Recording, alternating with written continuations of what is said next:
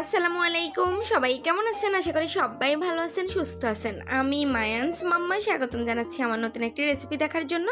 আর আমার আজকের রেসিপি হচ্ছে ঢেঁড়স ভাজি। আর একদম নতুনদের জন্য আজকের রেসিপিটা, চলেন ভিডিওটা প্রথম থেকে শেষ পর্যন্ত না টেনে দেখার জন্য অনুরোধ রইল। প্রথমে আমি এখানে 250 গ্রামের মতো ঢেঁড়স নিয়েছি আর এগুলোকে একদম কিউট সাইজ করে কেটে নিয়েছি। আর একটা মিডিয়াম সাইজের আলু ব্যবহার করতেছি সাথে। যেহেতু ঢেঁড়সটা একটু ফিচল জাতীয় খাবার, এই জন্য আমি সাথে একটা আলু ব্যবহার করতেছি। আর ঢেঁড়সের সাথে আলু খেতে আমার কাছে ভীষণ ভালো লাগে।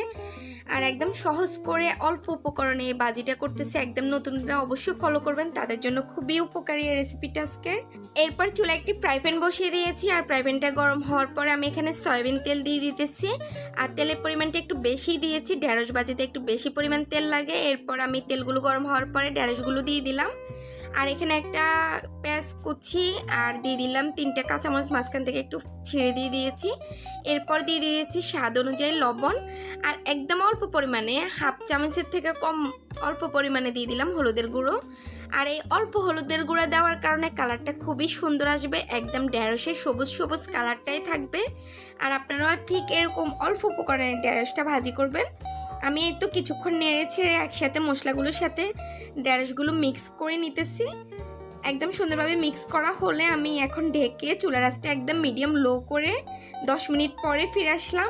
90% সিদ্ধ হয়ে গেছে 10 মিনিটের মধ্যে। আরও আমি 6 থেকে 7 মিনিট রান্না করব, একদমই পুরো বাকি 10 ভাগ সিদ্ধ হয়ে যাবে।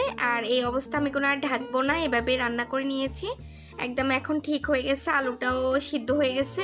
আর ঢেঁড়সের একদম সুন্দর একটা কালার আসছে, দেখে বুঝতেছেন যে কম মশলায় যখন ঢেঁড়সটা এরকম ভাজি করা হয় তখন কালারটা খুবই সবুজ সবুজ থাকে। আর এটা সিদ্ধ হয়ে গেছে, একদমই খুব সুন্দরভাবে পরিবেশন করে নিতেছি। আর দেখেই বুঝছেন যে কত সহজে 15 মিনিটের মতো লাগছে আমার এই ঢেঁড়স ভাজিটা করতে। আর আপনাদের কাছে এই রেসিপিটা কেমন লাগছে অবশ্যই আমাকে কমেন্ট বক্সে জানাবেন। যারা আমার ফেসবুক পেজে দেখতেছেন তারা আমার পেজটি ফলো করবেন, লাইক কমেন্ট শেয়ার করবেন। আর যারা ইউটিউবে দেখতেছেন তারা অবশ্যই সাবস্ক্রাইব করবেন। আর ভালো লাগলে ভিডিওতে একটা লাইক করবেন। আর আপনারা সবাই ভালো থাকবেন, আমার জন্য দোয়া করবেন। আল্লাহ হাফেজ।